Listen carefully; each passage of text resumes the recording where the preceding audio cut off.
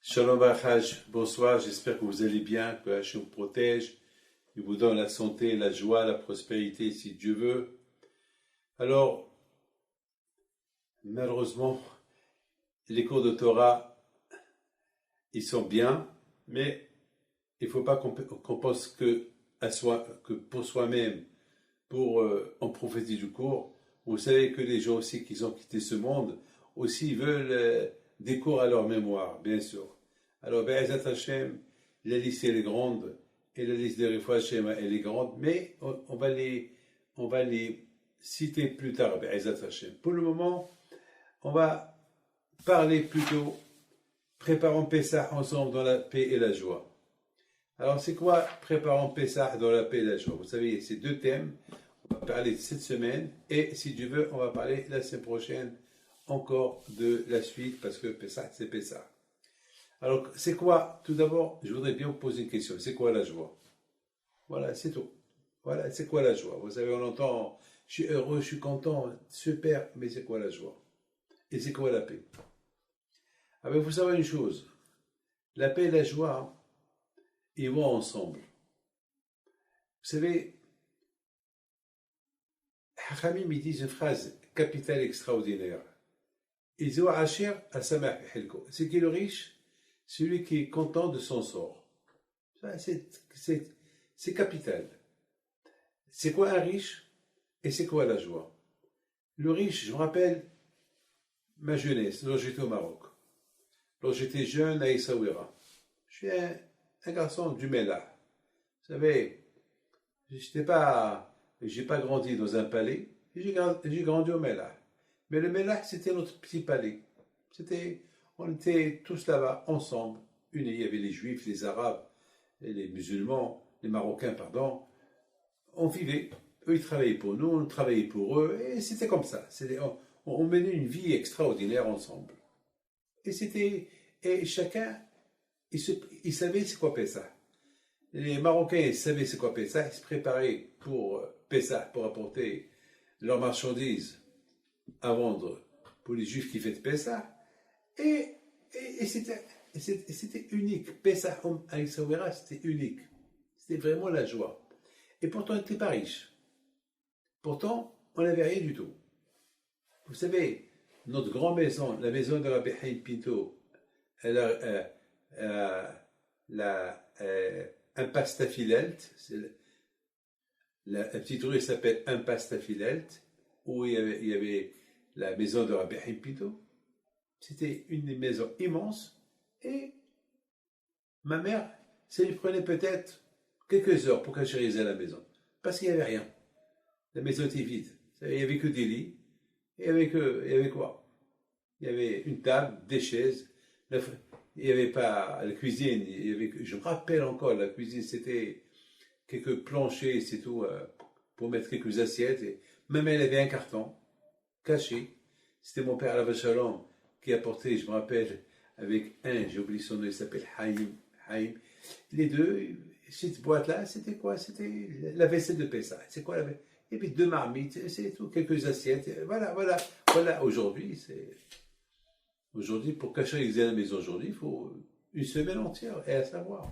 Parce qu'aujourd'hui, il y a beaucoup de meubles, il y a beaucoup de beaux, il y a beaucoup de débarras, on jette, plein de choses à jeter. Bon, c'est comme ça. Mais une chose est certaine, il y avait la simha. Le mélah, on passait tout le mélah avec la chaux.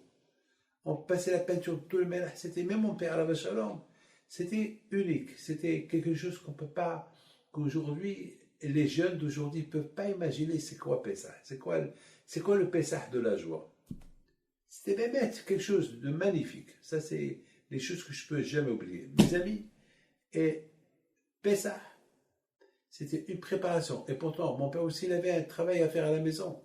Mon père aussi, c'était son kiff à Pessah de peindre à la maison avec la chaux.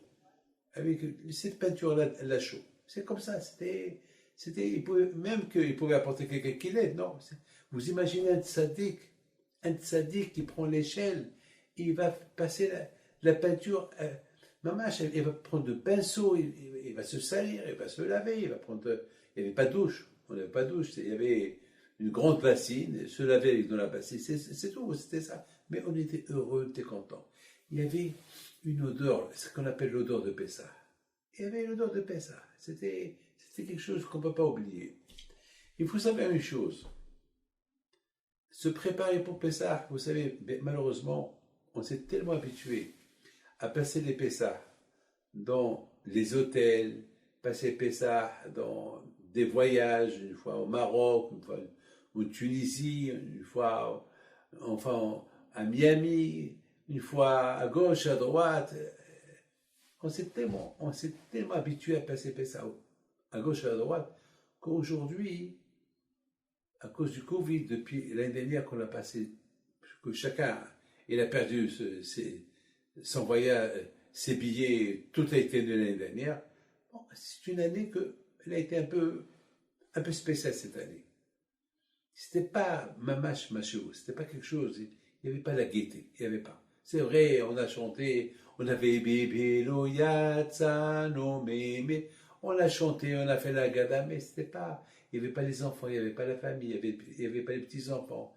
Nous que presque, Bléanaga, on est presque 40-45 personnes chaque Pessah. Et l'année dernière, on n'était que 3 personnes. C'est pas facile. C'est pas facile. Il manquait cette joie. Et pourtant, il y avait tout, mais il manquait quelque chose. Et au moins, quand il nous a fait goûter, c'est quoi, enfin, moi, personnellement, pour moi, j'ai goûté c'est quoi le Pessah. J'ai goûté le Pessah des Sawira, j'ai goûté le Pessah de la Yeshiva, j'ai goûté le Pessah lorsque j'étais jeune homme, j'ai goûté le Pessah lorsque j'étais chez les gens, j'ai goûté le Pessah chez mes beaux-parents, chez mes parents, chez des amis, et j'ai goûté Pessah une fois que je me suis marié, après c'était avec les enfants, après c'est les petits-enfants, jusqu'à que j'ai pris de l'âge, voilà. Ça veut dire et le Pessah, le délai Pessah et le Pessah seul, avec ma femme, c'est tout, et ma fille, c'est tout. C'est de la folie. Mais Hachem nous a fait passer des expériences. Mais bon, Hachem, une chose est certaine. Pessah toujours, Corona ou pas Corona, Pessah, il apporte sa joie. C'est Ma'atullah, c'est Hachem qui a fait que Pessah, c'est comme ça. Pourquoi? Eh bien, mes amis, Pessah, c'est la fête de notre indépendance. C'est la fête où Hachem, il nous a libérés de l'Égypte. Il nous a libérés, il nous a montré qu'il n'y a que lui qui existe. C'est tout. Mais ça, c'est une histoire. On parle de cette histoire. C'est une histoire. Et on l'appelle Haggadah. Et on la raconte, et on la raconte, on la raconte, on la raconte, on la raconte. Mes amis, avec tout ce qu'on entend aujourd'hui, ça fait peur. Vous savez, on ne peut pas imaginer, vous savez, si Bémet, on raconte ce que nos parents ils ont souffert à Pessah pendant 400 ans en Égypte, mais vous savez, ça va être comme si j'avais que Dieu préserve. On va même pas sourire. Si on raconte à Pessah la vraie histoire de Pessah, la vraie histoire, notre vraie histoire, mais vous savez, vous imaginez, mes amis, que les pauvres, les Juifs, lorsqu'ils n'avaient pas assez de pierre pour terminer les travaux que les Égyptiens leur ont donnés, ils étaient obligés de prendre leur propre enfant et le mettre à la place des grosses pierres, des enfants. Mais vous ne pouvez pas imaginer ça. Vous savez, aujourd'hui, ils ont découvert dans une pyramide qu'elle a 4000 ans, des ossements à l'intérieur, des ossements d'un enfant entre les pierres. C'est de la folie. Ça veut dire que si aujourd'hui, vous savez, aujourd'hui, lorsqu'on parle de la Shoah, on pleure. Lorsqu'on parle de la Shoah, on pleure. Pourquoi la Shoah, mais si vraiment on raconte ce que nos parents ont souffert pendant 400 ans en Égypte, vous savez, on n'aura même pas envie de boire les 4 verres de Kiddush. On n'aura même pas envie même de manger. On prend la table, on n'aurait même pas lu la Gada. Et pourtant, mes amis, et pourtant, lorsqu'on parle de Pessah, ça veut dire, pourquoi Hachem, il nous a donné cette fête de Pessah parce que Hachem, il veut qu'on se rappelle ce que nous avons souffert en Égypte et Hachem il nous a libérés. Pourtant, si on parle de la souffrance, ça va nous gâcher toute la fête de Pessah. Et ça ne gâche pas la fête de Pessah. Et oui, parce qu'à Pessah, beaucoup de fois on raconte la vraie histoire, la Shoah qu'il y avait en Égypte pendant 400 ans. Vous imaginez que le pharaon, lorsqu'il avait la lèpre, il devait prendre des 70 enfants par jour, les égorger seuls avec leur sang. Mais vous imaginez ça? Je ne sais pas combien il est resté lépreux.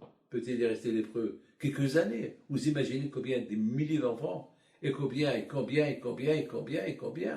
Mais c'est de la faute. Et pourtant, on ne se rend pas de tout ça fait ça. On est heureux, on est content. Pourquoi? Parce qu'on voit uniquement la fin. C'est tout. Le plus important, c'est qu'on voit la fin de l'histoire. Et c'est quoi la fin de l'histoire? C'est la libération. Akash Baruch Hu nous a donné pendant un an, pendant cette année, la dernière année qu'ils sont restés en Égypte, pendant un an, Akash Baruch Hu frappait les Égyptiens avec les 10 plaies, et c'était une thérapie pour les Juifs. Une thérapie, ça veut dire ils ont vécu pendant un an, comment Akadosh Baruch Hu, il les a vengés. Comment Akadosh Baruch Hu, il a montré aux Égyptiens de l'époque, ils étaient idolâtres, que Hachem, le moment il est venu, que les Bnei Israël, ils quittent l'Égypte. Et maintenant, les Bnei Israël, il leur a donné comme un confort, il leur a donné un courage, il leur a donné une self-confidence, avoir confiance en eux. Ça veut dire qu'ils n'avaient plus peur de leur patron. C'est fini. Pendant un an, ils recevaient des coups. L'Égyptien recevait des coups pendant un an. Et Hachem leur a donné une thérapie extraordinaire. Donc, cette année-là qu'ils ont passé dans la joie, ils ont fait de l'argent, ils ont vu que même Hachem, ça y est, maintenant le moment ils vont quitter l'Égypte. Alors là, ça y est, pour eux, la joie, elle a commencé. Vous savez, il faut savoir une chose. Il y a Menachamaïm, il y a un décret que le mort, après un an, on commence à l'oublier. C'est dur la première année. Lorsque quelqu'un nous quitte, c'est pas facile. C'est pas facile. On n'arrive pas à l'oublier. C'est pas facile. Mais c'est écrit, voilà, mettons mon père, ma mère. Ma mère, la première année, pour moi, c'était dur. Mais maintenant, ça y est. Maintenant, lorsque je vais à la pèlerinée, je lui parle. Hier matin, je suis parti à Ashdod et je commence je parlais avec elle. Comment ça va? Et je commence à dire, est-ce que tu as vu tel, est-ce que tu as vu tel, est-ce que tu as vu tel? Les gens qui nous ont quittés, voilà. Et ça y est, j'ai accepté. C'est-à-dire, bon, j'ai accepté une réalité. Hakadosh Baruch Hu, il a donné au Bnei Israël pendant cette année-là qu'un an de bonheur, qu'ils oublient un peu tout le malheur, tout ce qui s'est passé pendant un an. Et lorsqu'ils ont quitté l'Égypte, ils ont quitté l'Égypte heureux, contents, en paix. Quelque chose de magnifique. Alors, et tout ce qui s'est passé, toute la Shoah qu'ils ont passé pendant 400 ans, c'est de l'oubli. Ça y est, c'est de l'oubli. Maintenant, Hachem, il a voulu que maintenant, ils voient que ce qui se passe aujourd'hui. C'est la joie, la paix. Mes amis, c'est la raison pourquoi, à Pessah, on prépare le Pessah avec joie. Évitez beaucoup de... Aujourd'hui, vous savez, je reçois les gens par Zoom. Alors, il s'est passé un couple à Paris. Bon, je parlais avec eux. Ils ont un problème. Lequel? La femme, elle est enceinte et veut passer la fête de Pessah à Marseille, chez ses parents. Le mari ne veut pas. Le mari dit non, on était l'année dernière chez ta mère. Eh bien, cette année, tu restes, on va aller chez ma mère. Ah ben, il y a un problème. Et elle dit non, je vais aller passer Pessah avec ma mère. Parce que je sais que je vais accoucher à Pessah. Moi, j'ai ma mère qu'elle m'aide. Là, j'ai 2 petits-enfants. Et toi, tu dois aller à la synagogue. Ben, il faut gérer ça. Maintenant, il faut savoir que Pessah, c'est la fête de joie. C'est pas Pessah, c'est pas je vais chez ta mère, chez ma mère, ta. Mais il faut trouver une réponse logique. Et la réponse logique que j'ai eue, c'est facile. J'ai dit au monsieur, monsieur, tu acceptes que tu ne vas pas à la synagogue, tu acceptes que tu cuisines, tu acceptes que c'est toi qui restes avec les 2 enfants à la maison pendant le temps que ta femme est à l'hôpital. Ah non, c'est dur. Pourquoi sa mère ne vient pas? Ah, ma mère, elle vient, non? Ta mère, c'est pas sa mère. Elle veut sa mère. Elle a le droit. Elle veut sa mère. Surtout, ouais. Quand une femme elle est enceinte, elle a besoin de sa mère. C'est vrai. Toute l'année, elle est à côté de son mari, et c'est comme ça. Mais l'année dernière, elle était déjà chez elle. L'année dernière, elle n'était pas enceinte. Cette année, elle est enceinte. Alors, vous n'avez pas passé. Et une Brit Mila, elle a fait de Pessah dans la guerre? Non, ça suffit. Pessah, c'est pour être en paix, en joie, et la joie. Rabotai, et Baruch Hashem, ils m'ont écouté. Grâce à Dieu, ils m'ont écouté. Baruch Hashem. Rabotai, il faut savoir une chose. L'histoire de Pessah, on parle de quoi à Pessah? On parle que des choses, même des choses. L'histoire de nos parents. Et c'est une histoire qu'on doit vivre. Je voudrais vous dire une chose. Est-ce que je peux dire à quelqu'un, imagine que tu es un esclave, imagine que tu as souffert en Égypte? C'est impossible. Comment on peut m'obliger à me sentir comme si j'étais esclave en Égypte? C'est quelque chose qu'on ne peut pas imaginer. Je ne connais pas l'Égypte, je ne connais pas mes patrons, je ne sais pas c'est quoi être esclave, je ne sais pas. Alors comment on me dit, Hayab Adam la otet atzmo kilo yatzem Israël. Haramim me disent, il faut que chacun de nous, il faut qu'il a un sentiment qu'il était en Égypte à Pessah. Mais c'est pas vrai, j'ai jamais été à Pessah. Alors tu manges de la galette. Ah d'accord, mais la galette, je la mange toute l'année. Ah ben tu manges le Maroc. Mais le Maroc là, avec le corona de cette année, on n'a eu que le Maroc. Le Maroc c'est la mer. Alors quoi? Comment je vais sentir? C'est impossible. C'est impossible. Ben justement, c'est ça le miracle de Pessah. Si la Torah te dit, il faut sentir que, comme que tu es sorti de l'Égypte, si la Torah le dit, alors ça peut arriver.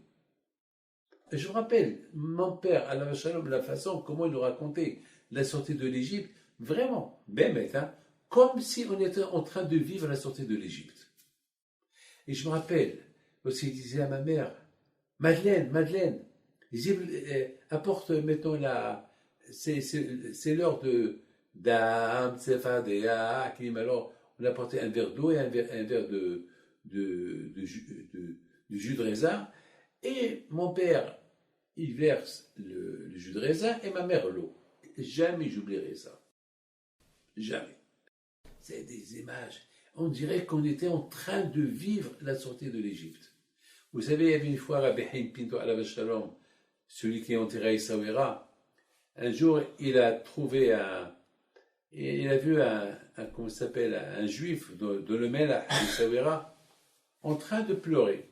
La veille de Pessah, en train de pleurer. Et Rabbi Haïm Pinto lui dit, allez, Oudi. Yacoub. Il a dit, je m'appelle Aaron. Alors, Aaron, qu'est-ce que tu as?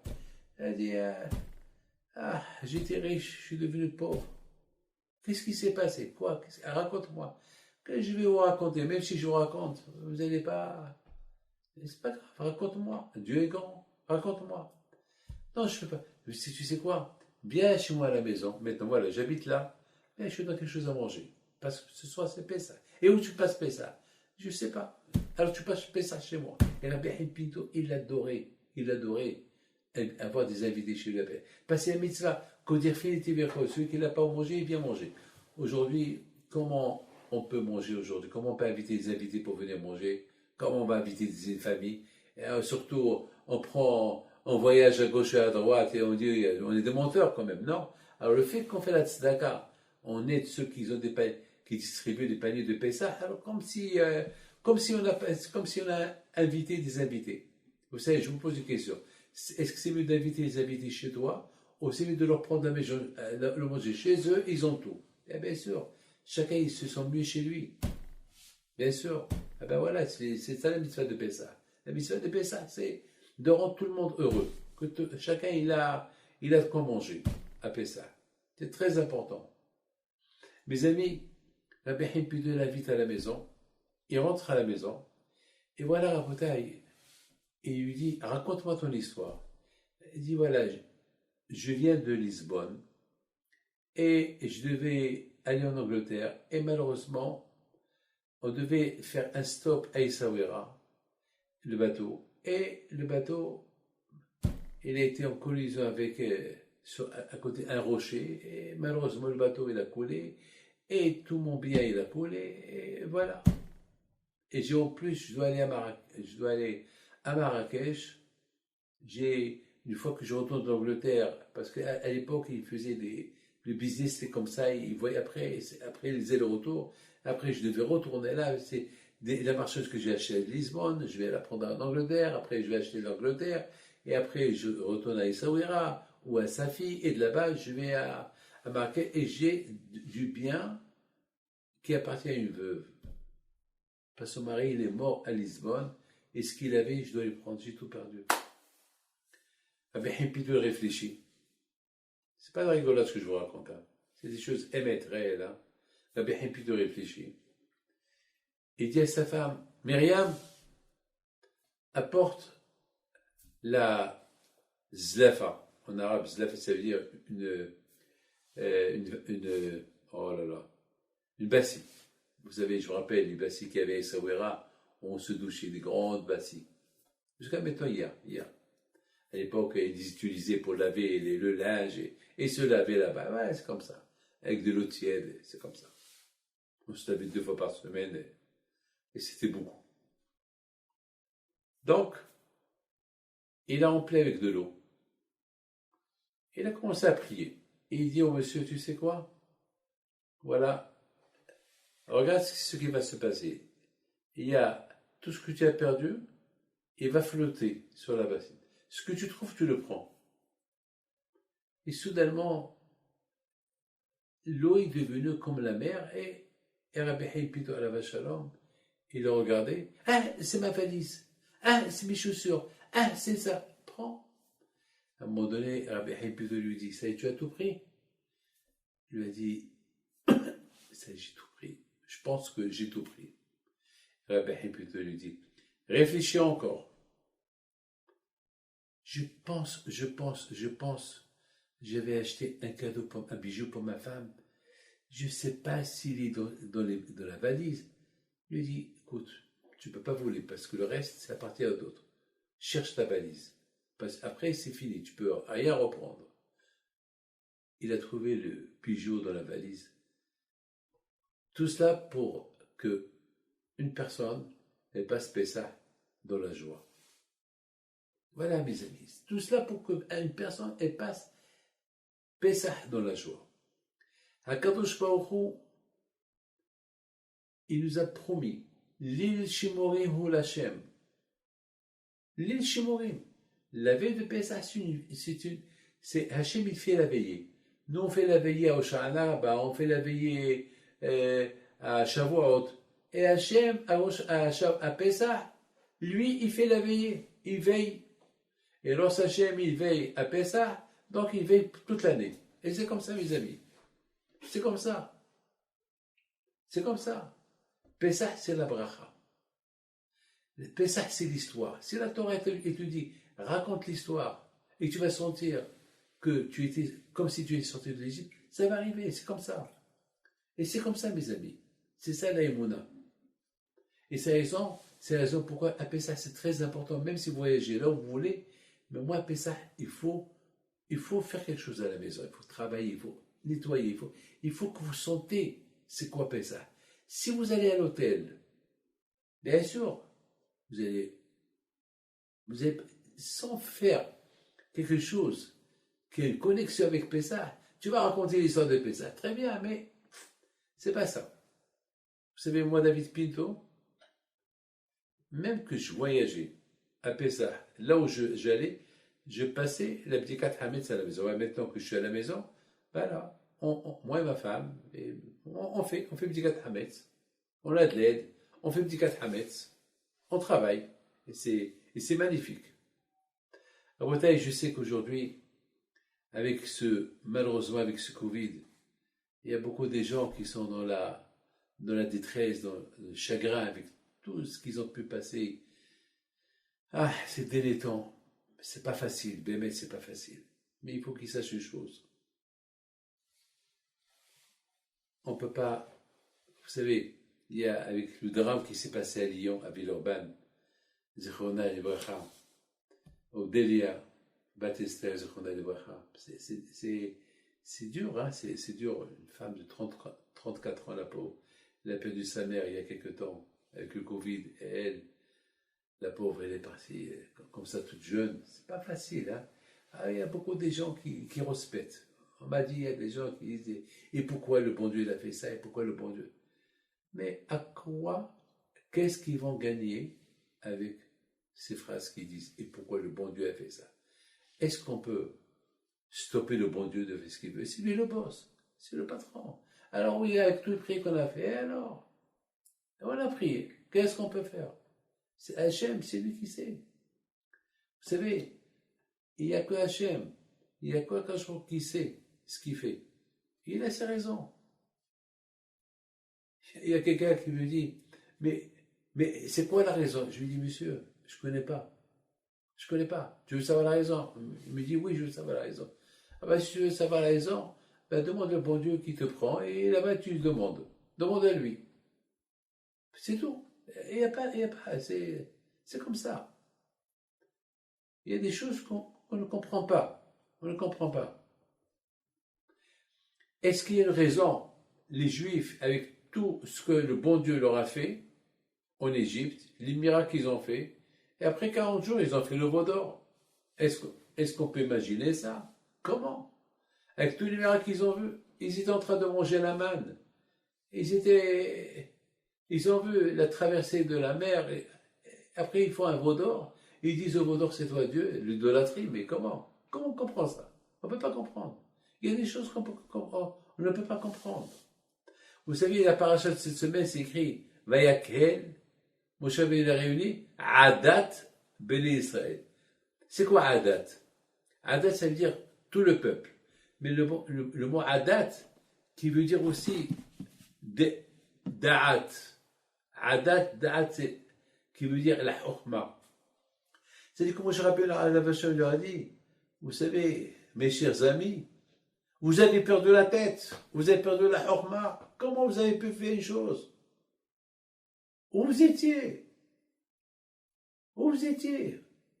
Avec tout ce que vous avez vu, vous avez choisi la voie extrémiste, la voie de créer l'idolâtrie. Mais où vous étiez? Vous avez fait tes Pessah il y a 2 mois, et après 2 mois, vous faites l'idolâtrie, un veau d'or, et vous dites c'est ça notre Dieu. Comment est-ce possible? Vous imaginez, mes amis, Pessah, c'est une fête que chacun de nous, il a une participation dans cette fête. Pessah, c'est pas une fête comme toutes les fêtes. Pessah, c'est une fête de l'histoire. L'histoire du peuple juif a commencé à Pessah. Vous savez, c'est comme lorsqu'on commence à lire la Torah, on commence par Bereshit, au début. Pessah, c'est notre début.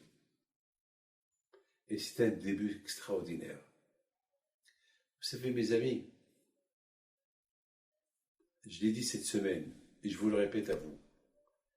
Vous savez que ces derniers temps, je vis beaucoup avec le passé.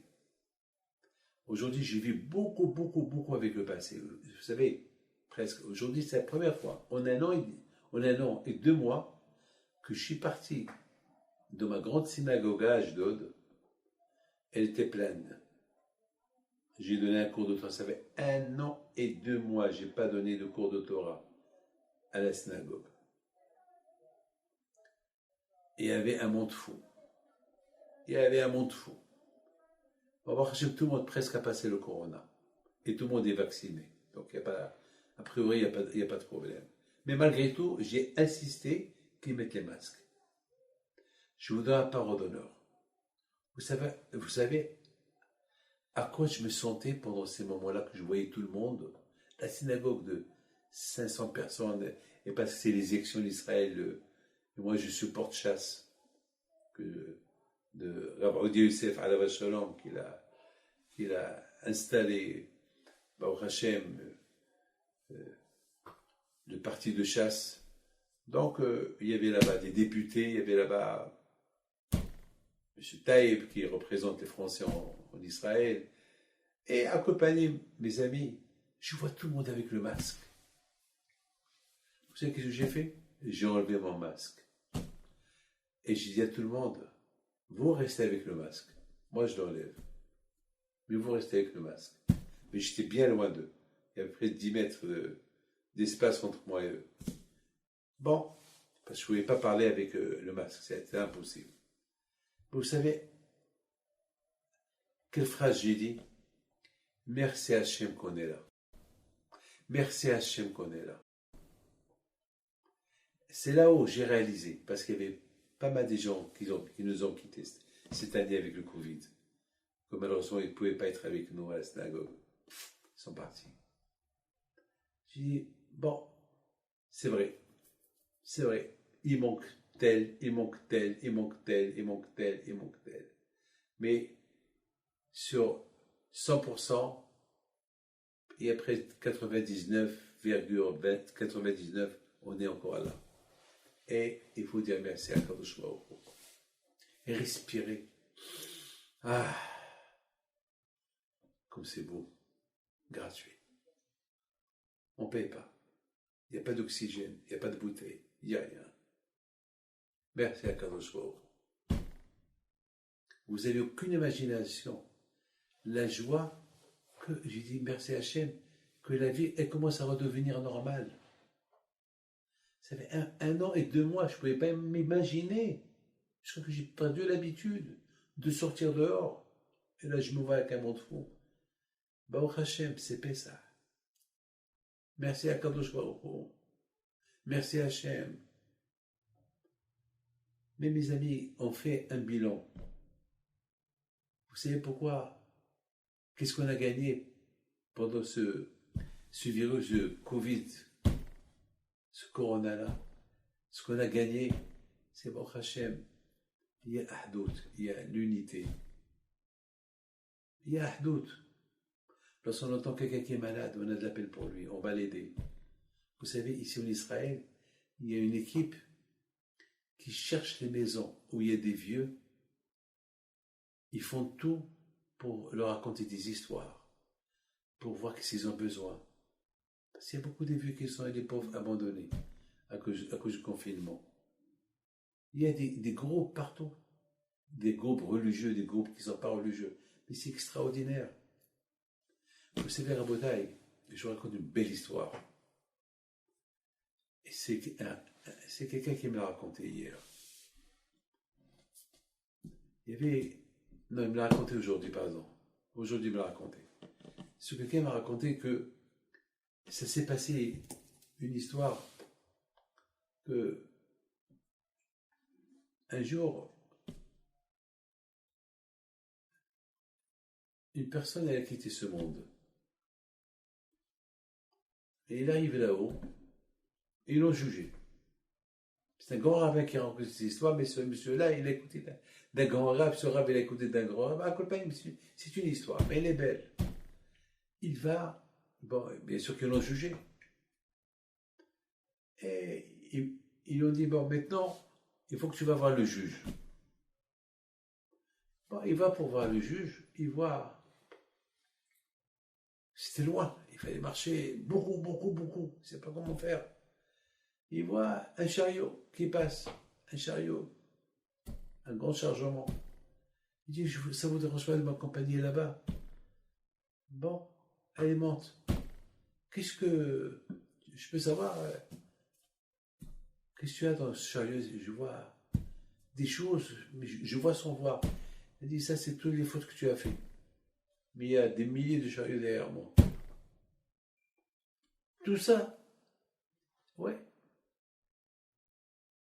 Il arrive là-bas. Il y avait des petits chariots, des grands chariots. À un moment donné, ils étaient en train de faire le tri, les grands chariots d'un côté, les petits chariots de l'autre côté. Et c'est quoi ces petits chariots? Ça, c'est les mitzvot que tu as fait. Oh là là, oh là là, oh là là, oh là là. Ça, c'est les petits mitzvot que j'ai fait. Ça veut dire quoi? Ça veut dire qu'ils vont faire la balance. C'est comme ça que ça marche là-haut. Il faut la balance. Ils mettent les mitzvot d'un côté, les avérotes, les péchés de l'autre côté, et ils font la balance. Et que c'est comme ça. Et ils voient, si c'est plus de avérotes que tu as fait, alors tu as un problème. Si c'est plus de mitzvot que tu as fait, donc ils vont s'arranger avec la personne. Et voilà, il a dit, avec tous ces chaos qu'il y a là, c'est fini pour moi. Et soudainement, il y a comme un train, un grand train, plein de marchandises, plein de lumière. Et c'est quoi ça? Eh bien ça, c'est une mitzvah que tu as fait. Alors avec ce train-là, avec cette mitzvah que tu as fait, la balance, elle va être en ta faveur. Ah bon? Mais quelle mitzvah j'ai fait? Eh bien ça, c'est le juge qui va dire. Donc le juge, il commence à juger. Bon, on a vu que ta balance à toi, elle est super. Heureusement que tu as fait une mitzvah qui est l'équivalent de tout ça. C'est quelle mitzvah j'ai fait? Ben, tu te rappelles pas ce que tu as fait? Non, je me rappelle pas.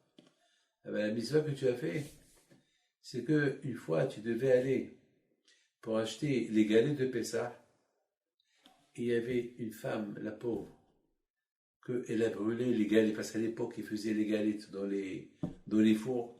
Elle avait peur de son mari qui la tape, et toi tu as eu de la peine pour elle. Tu lui as donné toutes tes galettes. Toutes tes galettes de Pessah, tu lui as donné. Et toi, tu rentres à la maison, et ta femme, elle t'a fait la fête de Pessah, et elle, l'autre, elle est rentrée avec les galettes chez son mari. Cette mitzvah que tu as fait, ça a fait la balance en ta faveur.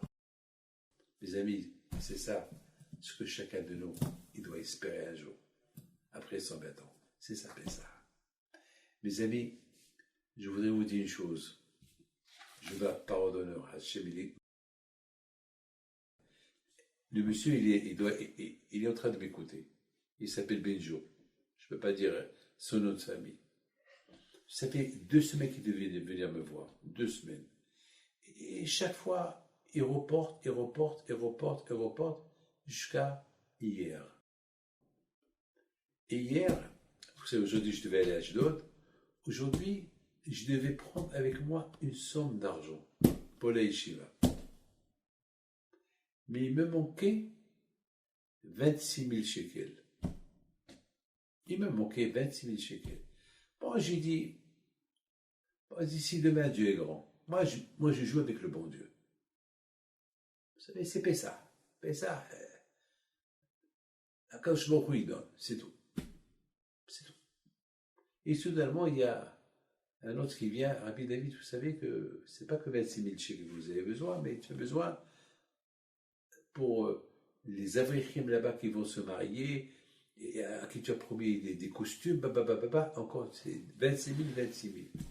Ah bon, c'est une nouvelle que tu m'apportes. Bon, Dieu est grand. Il faut être comme ça. C'est ça, Pessah. Pessah, c'est le moment, ce que tu demandes à Hachem, il te le donne. Mais il faut avoir les monas. C'est ça, Pessah. C'est pas de la rigolade, hein. Mais c'est pas de la rigolade. Et bien, Rabotais, ce Benjo, il vient. Il a décidé de venir au jeu. Hier, et bon, Hachem, hier, je commence à aller à la yeshiva. Quelques heures, il vient, il me donne 26 000 shekels. J'ai fait un sourire. Merci Hachem. Quelques minutes plus tard, avant que je rentre chez moi, un autre qui vient, il donne 26 000 shekels. Et aujourd'hui, je suis parti à Jésus, je les ai donnés. C'est comme ça. C'est ça, Rabotai Akadosh Baruch Hu. Akadosh Baruch Hu, c'est comme ça. C'est comme ça. Vous savez, mes amis, la roue, elle tourne. Et vous allez écouter cette histoire et on va aller pèleriner à la Shalom, Rav Hida, le tzaddik, et Rav Mordechai Eliyahu. Vous savez, on dit la roue elle tourne. Vous savez, l'argent, c'est le même argent qui tourne dans le monde. C'est le même argent qui tourne. L'argent, il tourne. Une fois il est chez toi, une fois il est chez moi, une fois. Il y avait, vous savez, c'est comme ça. Vous savez, c'est Akash Baruch Hu, il prend celui-là, il donne à celui-là, il prend celui-là, il donne à celui-là. Et c'est le même argent. C'est le même argent qui tourne. Il y avait un monsieur qui a voulu faire cette expérience. Et c'est vraiment l'argent, il tourne. Alors, chaque fois qu'il avait un billet, il mettait là-bas un signe particulier, un signe à lui. Un signe.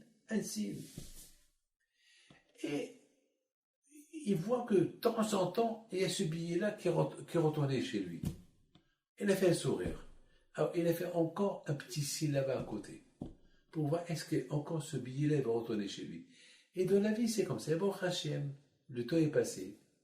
Et bon, Hachem, il s'est marié. Il avait une belle-mère qui était super gentille avec lui, était aisée, et lui était à l'Aïshiva, au Kollel. Et bon, Hachem, il vivait bien. Il allait de temps en temps chez sa belle-mère, avec sa femme.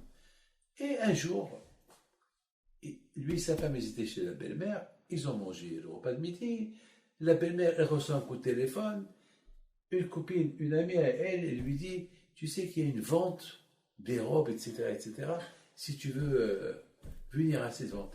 Mais oh là là, j'ai pas assez de... Oh là là, il me manque... Combien il faut que j'amène 500 shekels. 500 shekels, j'ai 400. Alors il dit, son beau-fils, est-ce que tu peux prêter 100 shekels? Bien sûr. Il prend 100 shekels, il lui donne. Voilà, 100 shekels. Et le beau-fils, il dit à sa femme, je veux voir, est-ce qu'il va retourner? Si le billet va retourner. Sa femme, elle n'a rien dit, mais la belle-mère était vexée. Et à partir de ce jour-là, elle faisait la tête à sa fille et à son beau-fils. Elle faisait la tête. Ils n'ont rien compris. Pourquoi elle leur fait la tête? Pourquoi la belle-mère, elle fait la tête? Pourquoi la mère? Un jour, la mère, elle dit, maman, attends, ça fait maintenant une semaine que tu nous fais la tête. Attends, on ne va plus venir chez toi. Dis-nous, pourquoi tu nous fais la tête? Comment? Je suis en colère, je suis énervé. J'en veux à ton mari, avec tout le bien que je lui ai fait. Je lui ai fait un super mariage, je lui ai donné de l'argent, Et pour une fois que je lui demande qu'il me prête 100 shekels, rappelle-toi qu'il t'a dit. Il t'a dit, je veux voir si elle va me le rendre. C'est ça. Sa fille, elle a éclaté de rire. Maman, t'as rien compris. Mon mari, c'est un tzaddik, mon mari. Il a un hobby que chaque fois qu'il dépense un billet, il fait un signe pour voir est-ce que ce billet-là, il va retourner chez lui. C'est tout. C'est ça ce qu'il a dit. On va voir s'il va retourner. C'est-à-dire le billet, pas toi. Rabotai Hachem, il faut toujours bien le juger. Vous avez compris? Lorsqu'on voit des problèmes qui arrivent, il faut savoir bien juger Hachem. Il ne faut pas qu'on reste comme ça. Vous savez, il y a un rabbin qui enseigne des enfants. Et tout le temps, il y a un enfant qui vient en retard. Tout le temps, il y a un enfant qui vient en retard le matin. Ouais, il vient en retard. Vous avez compris? Il vient en retard. Et un jour, le rabbin lui a dit, tu sais quoi, toi, si demain tu viens en retard, tu ne viens plus à l'école. Mais le lendemain, il vient encore en retard. Il le prend, il le jette. Tu ne viens pas aujourd'hui. Rabbi, non, tu ne viens pas. J'ai averti, je ne peux pas avoir des garçons comme toi qui viennent en retard. Il avait de la peine, il avait tellement de la peine que bon, il ne pouvait rien faire. Il voulait s'expliquer. Non, ne m'explique pas, va-t'en d'ici, allez, dégage. Bon. Le lendemain matin, le prof, il va à l'école et de loin, il voit un jeune homme avec une agala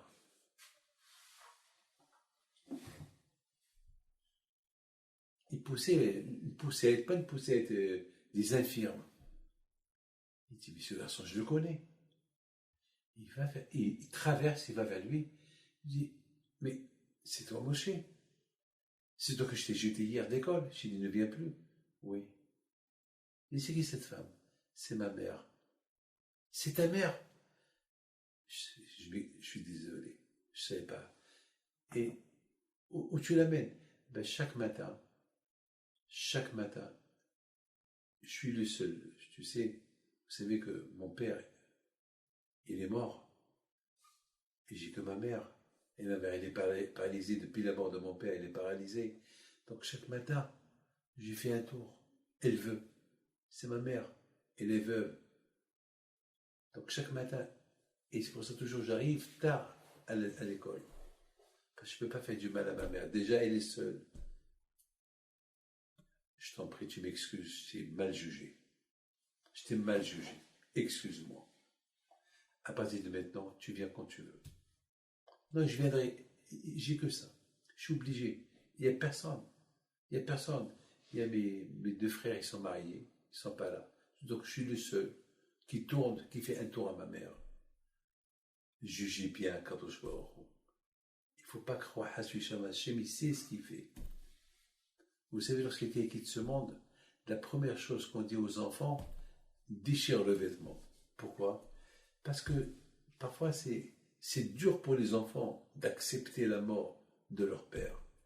Alors le fait qu'on leur dit déchire le vêtement, c'est pour passer la colère, passer les nerfs.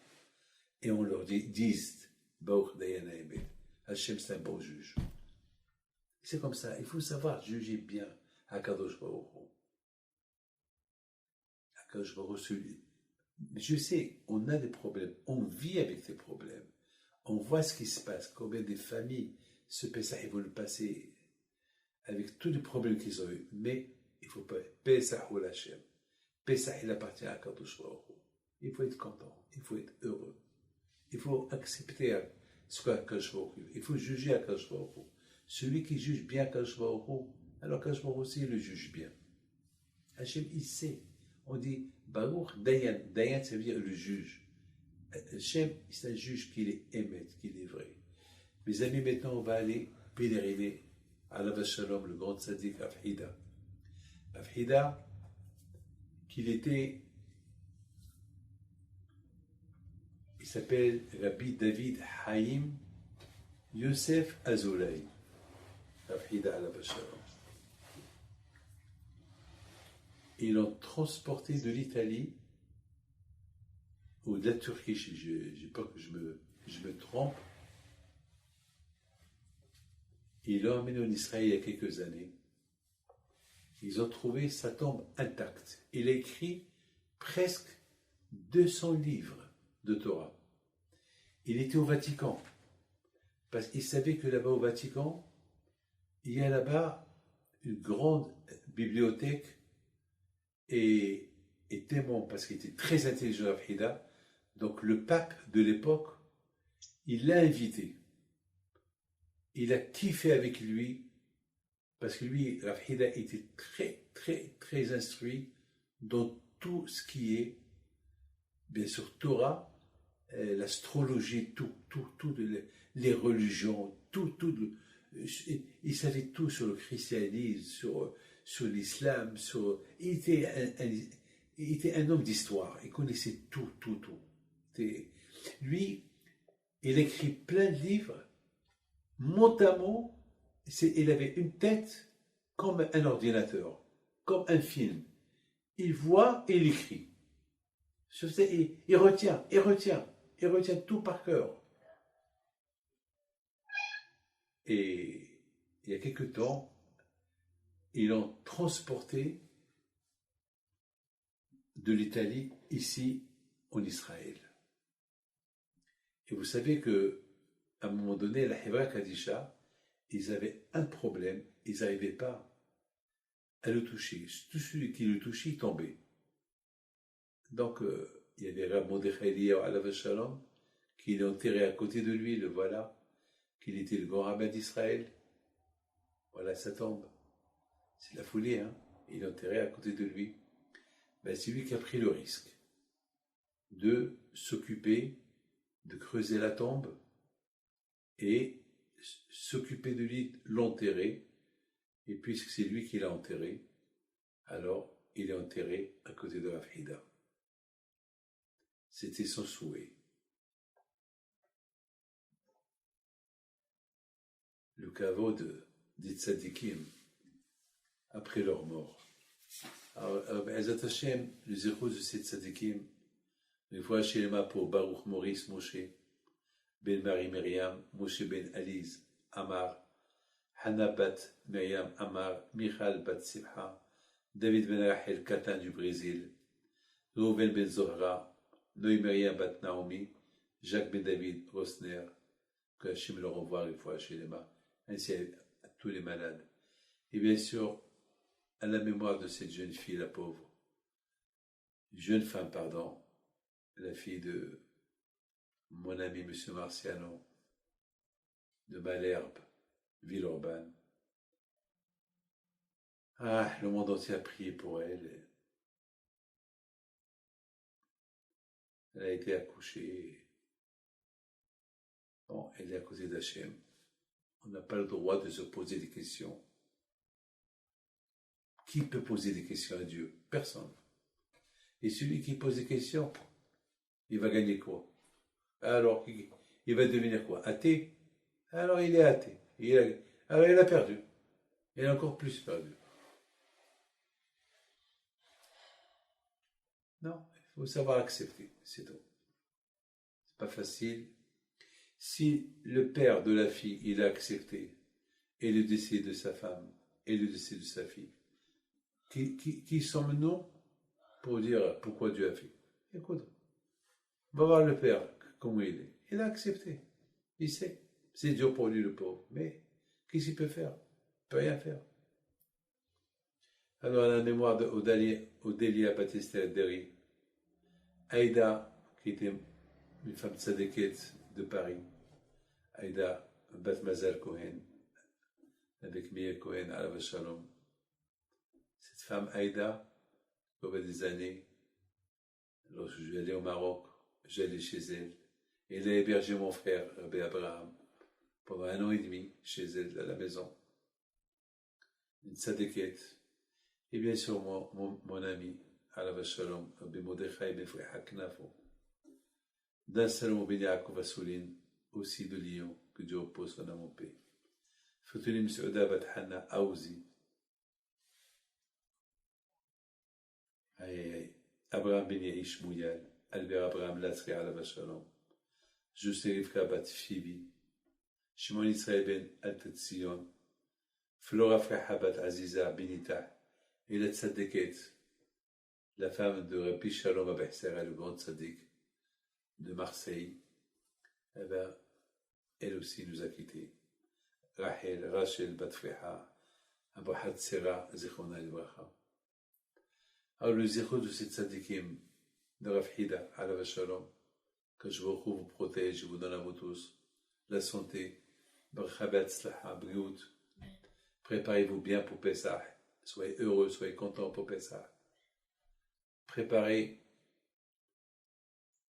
lorsque Hachem y voit comment les gens à Pessah, ils sont heureux et contents. Alors quand je vous il prépare aussi des solutions pour la venue de Mashiach, Be'ez Hashem. Et Rabotaï, c'est très important de savoir une chose, qu'on n'est que des yo-yo, on n'est rien du tout. C'est tout. Mais, Baruch Hashem, Hashem nous a donné des fêtes pour effacer,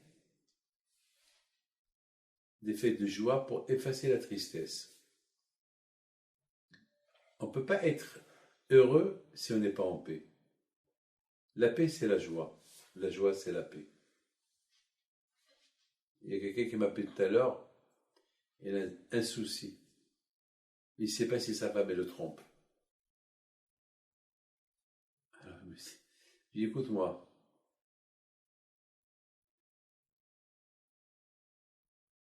Comporte-toi bien avec elle et tout ira bien. Il dit, mais Rabbi David, mais quel rapport? J'ai des soucis. Je dis, écoute-moi. Ton souci à toi, c'est tu la soupçonnes. Mais tu n'as aucune preuve. Non, je soupçonne. Je sais que quelqu'un qui soupçonne et qui n'a pas de preuve, c'est la misère, c'est souffrant. Je dis, écoute-moi, tant que tu n'as rien vu, ta femme, elle est tzadékette, elle est rabbinite, tu n'as rien à craindre. Elle me dit justement, quelle preuve j'ai qu'elle n'a rien fait? Je dis, écoute-moi, tu vas être sage avec elle. Commence à rentrer à la maison tôt, au lieu de rester à jouer les cartes jusqu'à 3-4 heures du matin. On rentre à la maison tôt. Parce que je connaissais son histoire. Et je connais aussi la pauvre, sa femme, je la connais. C'est une tzadékette, elle n'a rien fait. Mais lui, c'est dingue, parce qu'elle est mignonne. Alors, parfois, les gens, ils la voient. Et alors, lui, il commence à avoir des soucis dans sa tête. Je dis, alors, voilà, reste à la maison, tu verras. C'est tout ce que je peux te dire. Et faites, aide-la pour Pessah. Comment je peux l'aider? Mais j'ai des mauvaises idées. Écoute-moi, ce soir, on va pèleriner à Fhida, et tu pries. Car Fhida, il te donne une preuve que ta femme, elle est propre. Elle n'a rien fait, et toi, c'est toi le fou. C'est tout. Bon, maintenant, après ce pèlerinage-là de Fhida, je vais l'appeler pour voir qu'est-ce qu'il est. Je vous dirai la semaine prochaine ce qu'il m'a répondu. Je ne sais pas s'il va revenir vers moi ou pas, mais moi, j'irai vers lui pour lui dire quelle décision il a prise. Mais une seule chose je sais, si on veut vivre dans la joie et la paix, ben, il faut, mutuellement, il faut s'aider. Il faut que chacun ait rempli sa tâche dans le foyer. Le père vis-à-vis de ses enfants et sa femme, la femme vis-à-vis de son mari et ses enfants, et c'est ça, Pessah. Pessah dans la paix et dans la joie, ben, attachez. Voilà mes amis, ben, attachez la semaine prochaine, on va pèleriner des grandes tzadikim encore mercredi prochain, et on va parler encore sur la joie et la paix comme préparation pour la fête de Pessah. Est-ce que tout va être ouvert la semaine prochaine, Be'ezat Hashem, dans le monde entier? Est-ce que le ciel va être ouvert? On ne sait pas.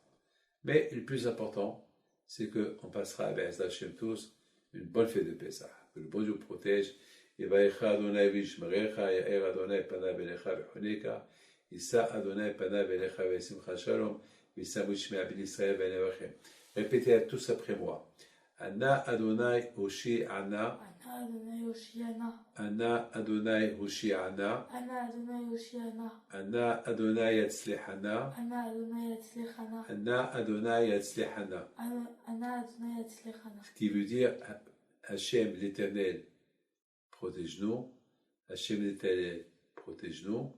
Hachem Éternel délivre-nous et donne-nous. Et Hachem Éternel délivre-nous et donne-nous la tzlaha, ça veut dire le succès dans la vie. Voilà mes enfants, je vous souhaite à vous tous une bonne soirée, à la semaine prochaine si Dieu veut.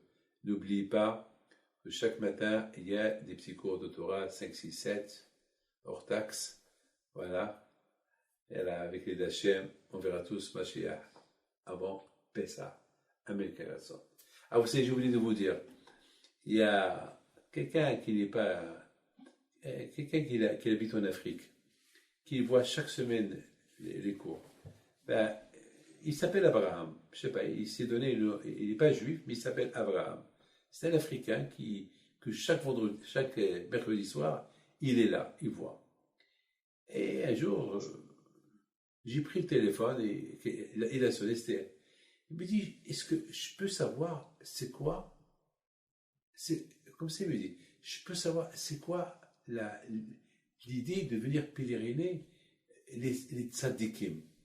Alors, avec son langage, j'ai compris qu'il n'est pas, il est de l'Afrique, et j'ai compris que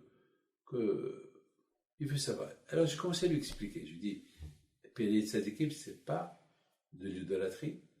On prie les tzadikim uniquement parce que les tzadikim, ils sont pas morts, ils sont vivants. Et exactement, lorsqu'on prie par le mérite des tzadikim, parce qu'ils sont à côté d'Hachem. Ils sont à côté d'Hachem. Alors, lorsque on sait que ces tzadikim sont à côté d'Hachem, alors on prie par leur mérite que Hachem, il apporte la paix dans le monde, il apporte la joie dans le monde. C'est ça ce qu'on demande à Akash Baruch Hu. Vous savez qu'est-ce qu'il me répond? Il me répond la phrase suivante.